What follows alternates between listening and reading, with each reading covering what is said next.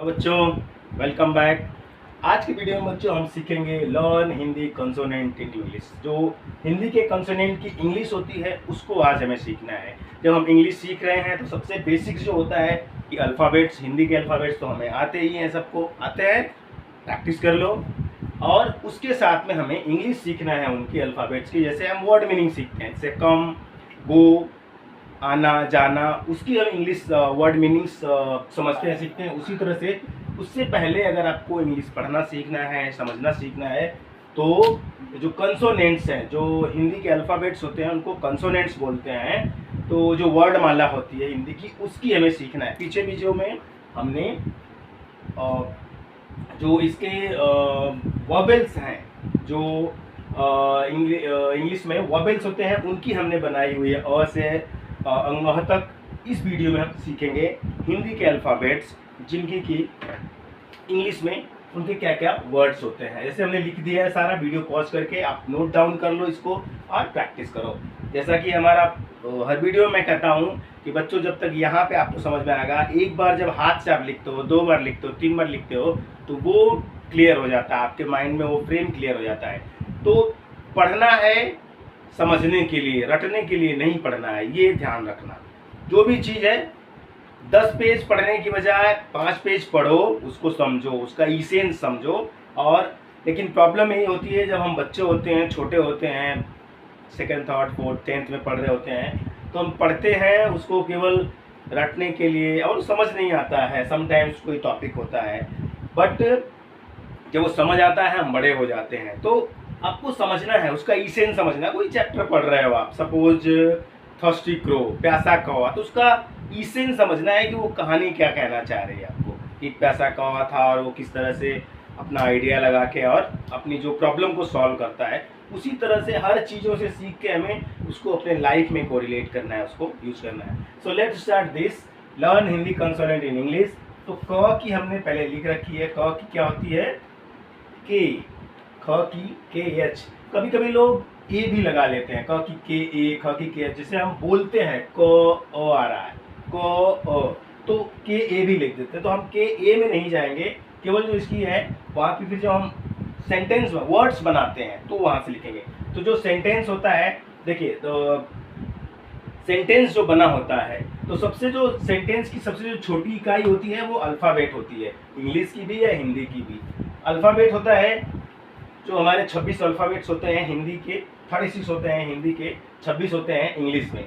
तो उन एक एक जो लेटर्स होते हैं उनको अल्फ़ाबेट्स हिंदी में व्यंजन बोलते हैं, और जो दूसरे स्वर बोलते हैं। इंग्लिश में उनको क्या बोलते हैं? कंसोनेंट्स और वॉवेल्स। ठीक है, हिंदी में स्वर और व्यंजन, इंग्लिश में कॉन्सोनेंट एंड वॉवेल्स। ठीक है, तो इंग्लिश में जो कॉन्सोनेंट होते हैं वो 26 तो पूरे लेटर्स होते हैं, उसमें से 5 वॉवेल्स होते हैं। तो सेंटेंस की जो सबसे छोटी इकाई होती है, थोड़ा सा इसेंस समझ लो कि इसका क्या महत्व है, वो होती है अल्फ़ाबेट या कंसोनेंट, या एक लेटर होता है। 2 लेटर या उससे ज़्यादा लेटर्स को मिला के एक शब्द बनता है। 2 शब्द या उससे ज़्यादा शब्दों को मिला के एक सेंटेंस बनता है। 2 सेंटेंस या उससे ज़्यादा को मिला के एक पैराग्राफ बनता है। कई पैराग्राफ को मिला के एक पेज बनता है, और कई सारे पेज को मिला के एक बुक बनती है। तो ये बेसिक स्ट्रक्चर चलता है, वो हमें समझना है। तो मेरा कहना है कि जब हम कुछ पढ़ते हैं बच्चों, तो उसको बेसिक से समझना है कि भाई इसेंस क्या है, क्यों पढ़ रहे हैं, इसका उसको ब्रेक करके एक एक छोटे छोटे पार्ट में कर दोगे तो और चीज़ें समझ में आएगी। जैसे उन्होंने कि भाई वर्ड्स, सेंटेंस या जो बुक हम पढ़ते हैं, तो उसकी जो सबसे छोटी इकाई होती है वो होती है लेटर, इंग्लिश की भी हिंदी की भी। 2 लेटर्स को जो मिला के बनता है वो शब्द होता है। जैसे क, ब, कब, ये शब्द बन गया। तो 2 या उससे ज़्यादा लेटर्स, किसको, कैसे, कहाँ, तो ये 2 लेटर्स को मिला के जो बनता है उसको शब्द बोलते हैं। 2 शब्दों के जो मिला के बनता है उसको वाक्य बोलते हैं हिंदी में। कब गया, सपोज यहाँ पे हमने कहते हैं कब गया, तो 2 शब्द है, किसी को बात हो रही कि वो कब गया, तो ये पूरा क्या हो गया, एक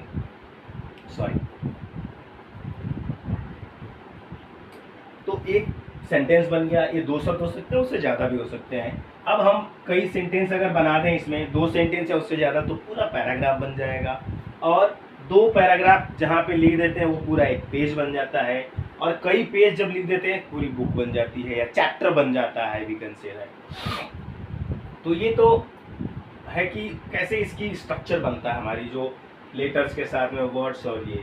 उसके बाद हम इनकी इंग्लिश पे फोकस करते हैं। क की के, ख की क्या होती है के एच, खो के एच, ग जी, घ यानी घड़ी जी एच, अंगा की एन है, च की सी एच, छ की सी डबल एच, ज की जे, च की जे एच, अंग की एन, ट से टमाटर, टी थ की टी एच, ड डी ध की डी एच, ङ अड़ एन, त टी थ T H, the D H, मेरा नाम भी ध से होता है, सॉरी, एन न की एन होती है, प पी फ पी एच, ब बी भ बी एच, म एम, य वाई र आर, ल एल, डब्ल्यू व की वी होती है, कभी कभी डब्ल्यू भी लोग यूज करते हैं, बट वी पे हम फोकस रखेंगे।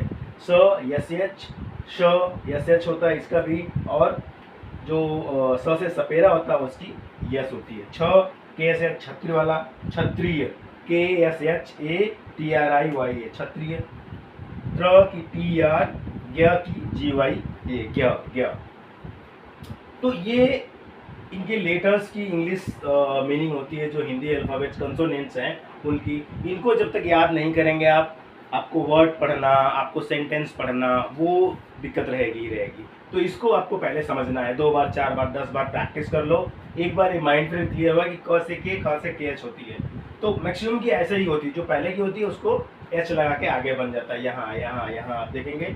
तो यहाँ पे जितने भी होती है सब इस तरह से के और एच और पहला वर्ड और एच लगा के बन जाती है। कुछ नीचे जो एक्सेप्शन होते हैं तो उनको थोड़ा हमें समझ लेना है। तो इस तरह से जब समझेंगे इसको तो इंग्लिश जर्नी जो हमारी है वो और आसान हो जाएगी। ठीक है, और इसके हम शब्द पढ़ते हैं कोई, जैसे क हाँ, तो क हाँ के हिंदी में अगर के क हाँ के ए एच ए, तो क हमने के ए मिला दिया और ह मिला दिया। I missed. ल श ख श ह छ, अच्छा यहाँ पे होना चाहिए था, सॉरी, श ख श ह। तो यहाँ पे ह की एच होगी और तो ये ह हो गया। तो हम कहते शब्द बनाते हैं कोई, जस्ट हमें शब्द बनाने, अगर हम ये सीख लिए तो शब्द बनाना ही जी। क हाँ, तो के ए एच ए। अब शब्द बनाने के लिए हमें 12 कड़ी सीखना पड़ेगा। क हाँ, हाँ की एच ए वहाँ पे रहेगी, तो वो हमें 12 कड़ी सीखना होगा, वो हम नेक्स्ट वीडियो में देखेंगे। तो पिछली वीडियो में हमने अल्फा जो स्वर की इंग्लिश है वो हमने सीखा था, उसको भी आप जाके चेकआउट करिए जरूर। और पूरी हमने एक टेंसेस की और उसकी सीरीज़ बना रखी है, आप ज़रूर उसको देखें, समझें, लोगों के साथ शेयर करें। अगर वीडियो अच्छा लगे तो आप लाइक करें, शेयर करें, सब्सक्राइब करें, ये ज़रूर करें आके आप, तो जिससे वीडियो थोड़ा और आगे बढ़ता है, लोगों को और मदद होती है। तो इस तरह से अब मैं कहता हूँ खाना की वीडियो हमें इंग्लिश बनानी, तो के एच खा, एन के एच ए लगेगा, और नौ की यानी स्पेलिंग ये है, नौ पे आ की मात्रा, खाना एन ए, तो के एच ए एन ए, खाना। तो इस तरह से 2 लेटर्स को बना के शब्द बनते हैं, वो हम देखेंगे जब हम लोग 12 खड़ी सीखेंगे इसके next video. So I hope कुछ चीज़ें आपको अच्छी मिली होंगी और नॉलेज मिला होगा। छोटे जो बच्चे हैं उनके साथ में शेयर करिए, दे शुड लर्न दिस। और बेसिक चीज़ें मैंने एक्सप्लेन की है तो बेटर समझ में आएगा उनको, और हिंदी में है तो बच्चों को शेयर करिए, दे शुड लर्न। और उनको बैठिए उनके साथ में और प्रैक्टिस करने को बोलिए, क्योंकि इंग्लिश सीखने के लिए जब तक ये चीज़ें क्लियर नहीं होंगी, बेसिक कंसोनेंट, अल्फ़ाबेट्स और वॉवेल्स, वो फिर आप इंग्लिश सीखना मुश्किल रहेगा, थोड़ा बच्चा स्ट्रगल करता रहेगा। तो let them do the practice, बच्चों के साथ बैठे हैं, प्रैक्टिस कराएं। I hope they will learn easily. Thank you very much. Thanks a lot.